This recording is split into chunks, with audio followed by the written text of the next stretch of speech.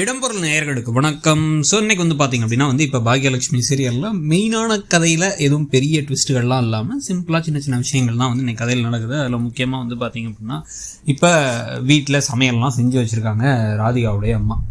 அவங்க செஞ்சு வச்சுட்டு அவங்க என்ன நினைக்கிறாங்க அப்படின்னா இப்போ குருமாலாம் வச்சாச்சு, சப்பாத்தி இருக்குது, உனக்கு பிடிச்ச குருமான்னு சொல்லிட்டு மைய பாப்பாட்டெல்லாம் சொல்லிட்டு இருக்காங்க. சொல்லி முடிச்சுட்டு எல்லாரும் சாப்பிட்லாம் உட்காரும் பொழுது அப்போ அவங்க மதியானம் இதை கொடுத்து விட்டாரு, நைட்டெல்லாம் ஒன்றும் அந்த மாதிரிலாம் கொடுத்துட்ருக்க மாட்டார், வாங்க அவங்களையும் கூப்பிட்டு வந்து சாப்பிட சொல்லலாம் அப்படின்னு ராதிகா சொல்லிட்டு இருக்காங்க. அவங்க அம்மா வேணான்னா அதெல்லாம் இல்லை, பாவம் வீட்டில் இருக்காங்க அப்படின்லாம் சொல்லிகிட்டு இருக்கும் பொழுதே கோபி வந்துடுறாரு. பார்த்தா கையில் கவரோட வர்றாரு. ஏதோ இருக்கேன் என்னமோ பண்ணுறேன் அப்படிங்கிற மாதிரி ஈஸ்வரி பேச இவங்க ஒன்றா டக்குன்னு என்ன சொல்கிறாங்க அப்படின்னா இல்லை நான் உனக்கும் சேர்த்து உங்களுக்கும் சேர்த்து நான் கிச்சன்லேருந்து சாப்பாடு எடுத்து வேண்டாமா, நம்ம 2 பேத்துக்கும் சாப்பாடு இருக்கு, நம்ம ஒன்றா சாப்பிடலாம் வாங்க அப்படின்னு சொன்ன உடனே கடுப்பாயிட்டாங்க ராதிகா. என்ன நினச்சிட்டு இருக்கீங்க உங்கள் மனசில், எதுக்கு இப்போ 2 பேருக்கு சாப்பாடு நீங்கள் கொண்டு வரீங்க அப்படின்னா முன்னாடி சொல்ல வேண்டியதானே, எதுக்கு வீட்டில் இருக்கும்போது வெள்ளம் வாங்கிட்டு வரணும், எதுக்கு இப்போ நாங்கள் வீட்டில் உங்களுக்கு செஞ்சு வச்சுருக்கோம், நான் செய்கிறேன், நான் பைத்தியக்காரியா அப்படின்னு ராதிகா அம்மா கேட்டால் அதில் என்ன சந்தேகம் வேணும்னு ஈஸ்வரி பேசுகிறாங்க. மாற்றி மாற்றி வாக்குவாதம் ஆகும் பொழுதே இப்போ கடுப்பாகி ஒரு கட்டத்தில் தாங்க முடியாமல் ராதிகா என்ன சொல்கிறாங்கன்னா, எனக்கு தலையே சுற்றுது அப்படின்னு. தலை தான் சுற்றுதா இல்லை வேறு எதுவும் பிரச்சனையா, டாக்டர்கிட்ட போகலாமா அப்படின்னா, 10 மாதம் உன்னை சுமந்து பெற்ற நான் இங்கே நிற்கிறேன், அவளை போய் நீ கேட்டுட்டு இருக்க அப்படிங்கிறாங்க. ஈஸ்வரி லாஜிக்கே இல்லாமல், அவள் ப்ரெக்னெண்ட்டாக இருக்காளம்மா அதான் கேட்டேன் அப்படின்னு இவர் வேறு சொல்கிறார். அவங்க கோபத்தில் சொல்கிறாங்கன்னு கூட இவரால் புரிஞ்சுக்க முடியல. இவங்க ஆனால் அதை பற்றி தெரிஞ்சாலும் கூட அவங்க அதை பற்றி கவலையும் படலை. உடனே உன்னெல்லாம் பிள்ளையா பெத்தேன் பார் அப்படின்னு உள்ளே போயிட்டாங்க. டெய்லி இப்படி ஒரு சண்டை நடந்தால் எப்படி தான் அந்த வீட்டில் இருக்க முடியும், நீங்களே சொல்லுங்கள் அப்படின்னு கடுப்பாகி ராதிகா கேட்குறாங்க.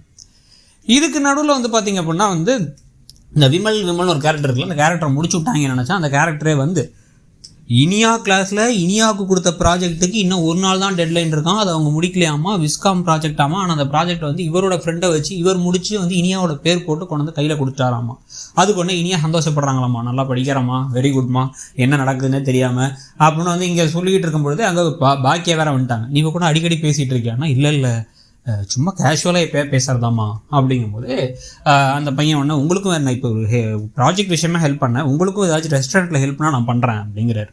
நீங்கள் உன் மாமாவுக்கு தெரியுமானா தெரியாது அப்படின்னா நான் சொல்லிவிடுவேன், ஏன்னா நீ எங்கே இருக்க என்ன பண்ணுறாங்க அது அவருக்கு தெரியணும்ல அப்படின்னு வேற சொல்லிடுறாங்க. சொல்லி சமாளிச்சிடுறாங்க. ஆனாலும் இப்போ பாக்கியாவுக்கு ஒரு லைட்டாக டவுட் இருக்குது, இதில் வேறு என்ன பிரச்சனை எப்போ வெடிக்க போகுதுங்கிறது தெரில. இதில் வீட்டில் வேறு அந்த ஒரு பக்கத்து பார் ஓனர் இன்னும் மிச்ச காசு கொடுக்கல, அதை பற்றி நானே கேட்கலான் இருக்கேன் அப்படின்னா போலீஸ்ட்டை கம்ப்ளைண்ட் பண்ண வேண்டியதானங்கிறாங்க. இனியா அதெல்லாம் வேணாம், நம்ம மெதுவாக கேட்டு பார்ப்போம், கேட்டு பார்த்து எப்படியாவது வாங்கிக்கலாம், எடுத்தவன் கவுத்தவன் டக்குன்னு ரொம்ப ஹார்ஷாக எதுவும் முடிவெடுக்கக்கூடாது. இந்த மாதிரி சின்ன சின்ன விஷயங்களில் நம்ம போராடினாலும் கடைசியில் சக்ஸஸ் நமக்கு இனிமையானதாக இருக்கும் அப்படின்னு பேசிக்கிட்டு இருக்காங்க. இப்போ ஜெனி தனக்கு ஏதோ கோபம் டக்குன்னு வருது, அவங்க மனசுக்குள்ள ஒரு ஆத்திரம் இருக்குங்கிறதெல்லாம் அவங்களுக்கு புரியுது. அதனால அவங்க கொஞ்சம் ஒரு மாதிரி ஆகிட்டேன், நான் இப்போல்லாம் செடியனையும் அமிர்தாவுங்க தான் ரொம்ப திட்டுறேன், அமிர்தாட்ட தேவையெல்லாம் வார்த்தையை விட்டேன், அவங்க தப்பாக நினச்சிக்க போகிறாங்க அப்படின்னா, ஐயோ அப்படிலாம் நினச்சிக்க மாட்டா, நான் சொல்லிடுறேன் அப்படிங்கிறாரு எழில். இன்னமும் எழில் வேறு எனக்கு செட் ஆகவே இல்லைங்க. அவர் உட்காந்துருக்கும் போதே யாரும் இந்த வீட்டில் உட்காந்துருக்காங்க அப்படிங்கிற மாதிரி இருக்குது அடிக்கடி. இன்னும் ரொம்ப கிட்டத்தட்ட ஒரு 2-3 வருஷமாக அந்த எழிலாம் இன்னொருத்தரையே பார்த்து பழகிட்டு விஷாலே பார்த்து பழகினதுனால அப்படி இருக்குது. ஸோ இப்போ இது நடந்துகிட்டு இருக்கும் பொழுது செடியை நாங்கள் வந்துடுறாரு. நீ அமிர்தா கூட பாவம் பார்க்கலாம், செடியனுக்கெலாம் பாவம் பார்க்காதீங்கன்னு சொல்லிட்டு இருக்காரு. இவர் வேற ஒரு பாவி அப்படின்னு உட்காந்துட்டு, இன்றைக்கி நைட் எங்களுக்கு சாப்பாடு செய்ய வேணாம், நாங்கள் 2 பேரும் டின்னர் வெளில போகிறோம் அப்படிங்கிறத சொல்கிறாங்க. அப்போவே ஏதோ பிரச்சனை நடக்க போதுன்னு நமக்கு தெரியும். உடனே நானும் வரேன்னு உங்கள் வேணுன்னே இனியாவும் குதிக்க, அப்புறம் ஐயோன்னு ஒரு திருதிருன்னு முடிக்க, சும்மா சொன்னம்மா அண்ணன் முகத்தை பார்க்கறதுக்குன்னு சொல்லிட்டு இருக்காங்க. ஒரு ரெஸ்டாரண்ட் ஆரம்பிச்சிருக்காங்க, ஒரு ரூப் டாப் ரெஸ்டாரண்ட், நான் அங்கே போகிறோம் நாங்கள் அப்படின்னு சொல்லிட்டு இருக்காங்க. சொல்லிவிட்டு இவங்க கிளம்பி போகிறாங்க. போயிட்டு வாங்கப்பா, எனக்கு குழந்தைய நான் பார்த்துக்கிறேன், நீங்கள் சந்தோஷமாக போயிட்டு வாங்க அப்படிங்கிறாங்க பாக்கியா. இப்போ இந்த கதையிலையும் பாண்டியன் ஷோஸ்க்கும் ஒரு கம்பேரிசனே வச்சுக்கலாம் நீங்கள். என்னென்னா அங்கே அதே மாதிரி ஹோட்டலில் தான் மீனாவும் இவங்களும் போகிறாங்க, செந்திலும் போகிறாங்க. ஆனால் வீட்டில் போய் சொல்லிட்டு போக வேண்டிய கட்டாயம், ஏன்னா வீட்டில் புரிஞ்சுக்காததுனால. ஆனால் இங்கே பார்த்தீங்கன்னா பாக்கியாவே அனுப்பிடாமல் சந்தோஷமாக போகிறாங்க. ஆனாலும் பிரச்சனை எப்படி 2 இடத்துல வந்துடுதுன்னு வச்சுங்க. ஸோ இவங்க கிளம்பி அங்கே போக அங்கே அவங்களுக்கு பிடிச்சதெல்லாம் ஞாபகத்தில் வச்சு ஆர்டர் பண்ணுறாரு. ஆர்டர் பண்ணி நீ சாப்பிடு அப்படின்னு சொல்லிட்டு இருக்காரு. பார்த்தா ஏதோ ஒரு பொண்ணு பேசிட்டு போகிறாங்க செடியன்ட்டு. இவங்களுக்கு அப்படியே அதில் ஒரு டவுட் வரப்போகுது, அதில் ஒரு பிரச்சனை நாளைக்கு எபிசோடில் வரப்போகுது. ஸோ அதை பற்றி நீங்கள் என்ன நினைக்கிறீங்க, அந்த கதை இப்போ எப்படி போகுதுன்னு நினைக்கிறீங்கிறத சொல்லுங்கள். தேங்க்யூ.